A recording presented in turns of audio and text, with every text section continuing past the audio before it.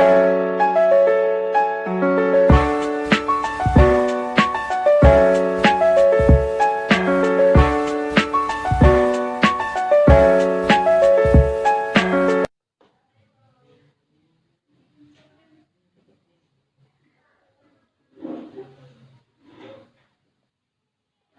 Assalamualaikum warahmatullahi wabarakatuh. Waalaikumsalam warahmatullahi wabarakatuh. Udah berdoa belum tadi? Belum doa dulu ya. Bismillahirrahmanirrahim.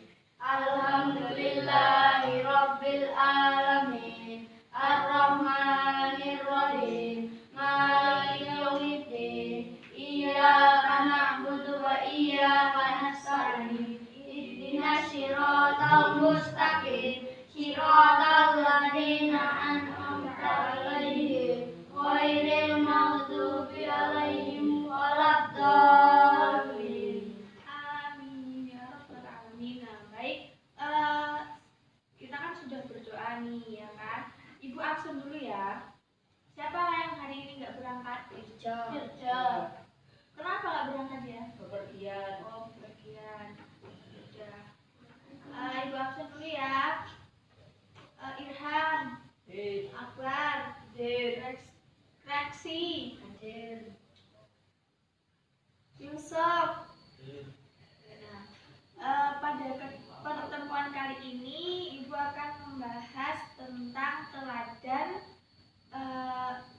kisah-kisah dari sahabat-sahabat Rasul yang bisa menginspirasi kita atau bisa kita terapkan pada kehidupan sehari-hari.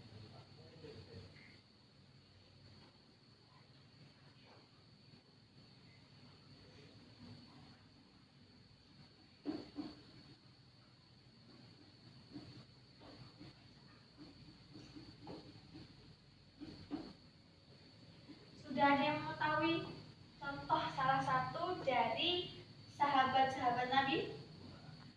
Belum ada ya? Sahabat Nabi itu banyak sekali. Yang paling utama itu sahabat Nabi itu yang ada 4, itu khalifah.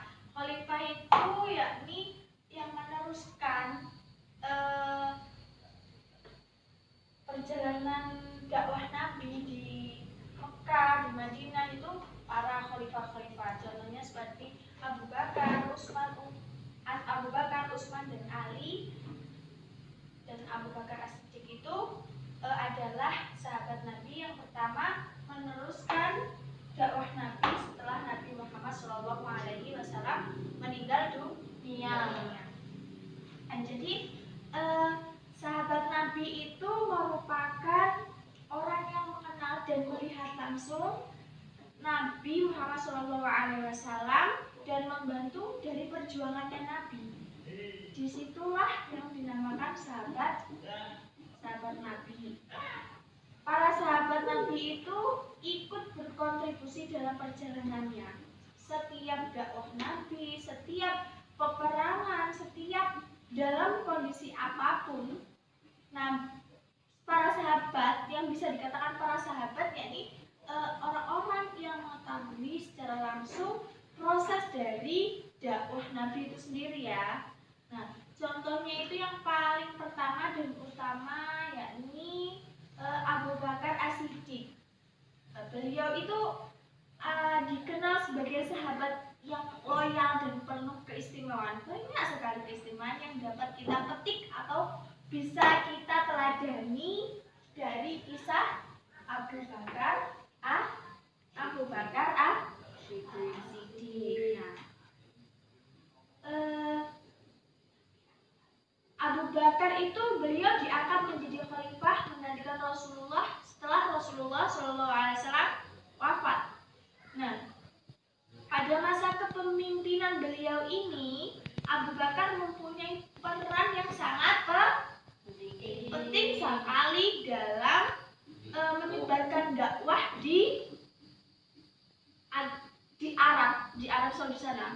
Jadi Abu Bakar As-Siddiq ini mempunyai peran yang sangat penting setelah Rasulullah SAW wafat ya.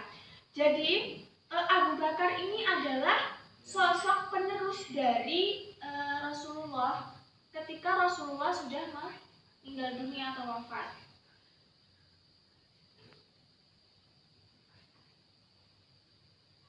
Lalu Abu Bakar itu mempunyai banyak sekali kemuliaannya.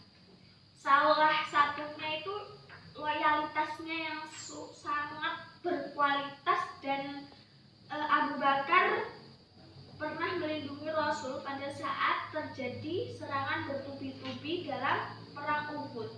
Jadi Abu Bakar tidak pernah memikirkan keselamatan dirinya sendiri, tapi selalu memikirkan keselamatan dari Rasulullah. Nah, jadi kita dapat mengambil teladan ketika kita para ulama, para kiai gitu kan.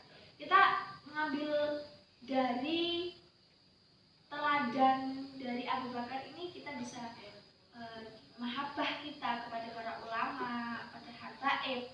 Habaib itu adalah keturunan dari Nabi Sallallahu Alaihi Wasallam. Nah, selanjutnya itu kisah Umar bin Khattab. Beliau adalah salah satu kumpulan suku Quraisy pada suatu hari hendak ingin membunuh Rasulullah. Saat itu juga mendengar kabar bahwa saudara perempuannya telah memeluk Islam. Akhirnya Umar kembali ke rumah dan mendapatkan saudaranya sedang melantunkan suara Toha. Umar pun luluh dengan isi dari surat tersebut dan memutuskan untuk menjadi mu'alafnya. Jadi ketika Umar bin Khattab ini merupakan khalifah yang menggantikan Abu Bakar As-Siddiq setelah beliau wafat. Beliau juga memiliki peran yang sangat penting dalam melanjutkan dakwah. Beliau itu menyebarkan agama Islam ke Mesopotamia. Umar dikenal sebagai pemimpin yang bergaya hidup sederhana di saat banyak penguasa yang berhidup mewah.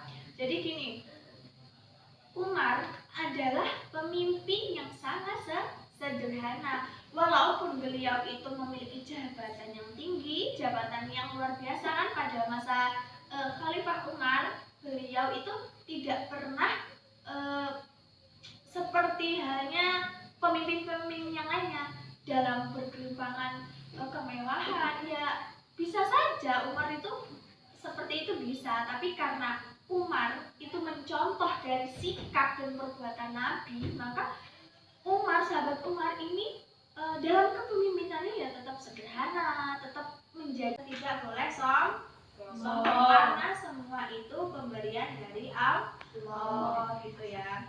Terus yang selanjutnya yaitu Utsman bin Affan. Nah, Utsman yaitu khalifah yang ketiga, melanjutkan dari Umar bin Khattab.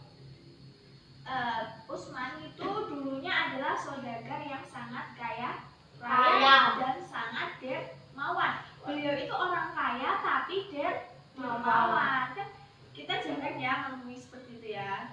Tapi kalau beliau itu adalah orang yang luar biasa. Beliau itu menjadi mu'alaf setelah mendengar dakwah Abu Bakar As-Siddiq. Nah, Utsman bin Affan menjadi teladan yang sangat. Jadi dari kita, Ibu tadi kan sudah menjelaskannya dengan teladan kisah para sahabat Rasul. Kita ambil beberapa saja di sini. Setelah kita memahami ini, bisa kita terapkan pada kehidupan sehari-hari. Jadi dari penjelasan Ibu, apabila ada yang belum dipahami, boleh Ibu berikan kesempatan untuk bertanya. Baik, silakan yang bertanya. Dari Reski atau dari Afwan, siapa yang mau tanya?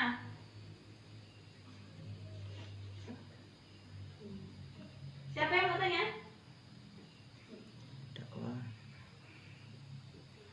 Akbar mau tanya?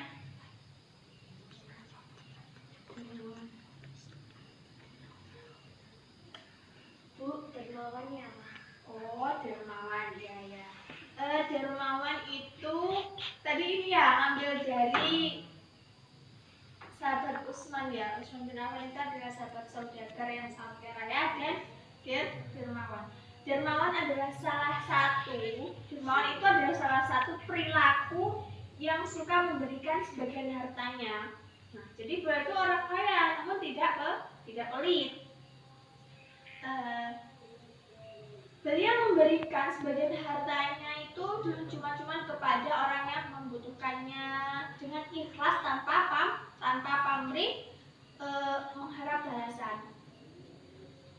Orang-orang yang dermawan itu merupakan salah satu ciri-ciri bahwa orang tersebut tidak memiliki sifat kikir dan tomak dan tidak memiliki sifat mubadir, sehingga dermawan itu termasuk dalam salah satu sifat terpuji. Kalau bisa, kalian ini kan anak laki-laki ya.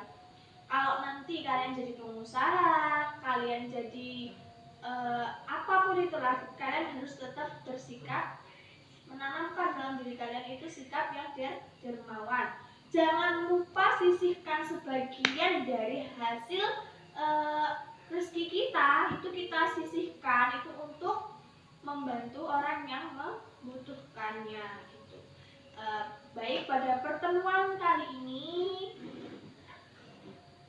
kita dapat mengambil kesimpulan bahwasanya kita dapat meneladani kisah-kisah dari sahabat-sahabat Rasul untuk menjalankan kehidupan sehari-hari. Baik, di sini kita akhiri pertemuan kali ini. Ibu ucapkan terima kasih kepada kalian atas partisipasinya untuk bertanya dan mendengarkan dari penjelasan Ibu. Nah, karena waktunya juga singkat, di sini Ibu persilahkan untuk ketua kelasnya memimpin doa, lalu kita pulang. Oke? Nah, ketua kelasnya menyiapkan. Nanti dulu. Halo. Semua siap berdoa mulai. Bismillahirrahmanirrahim. Wal asri innal insana lafi khusri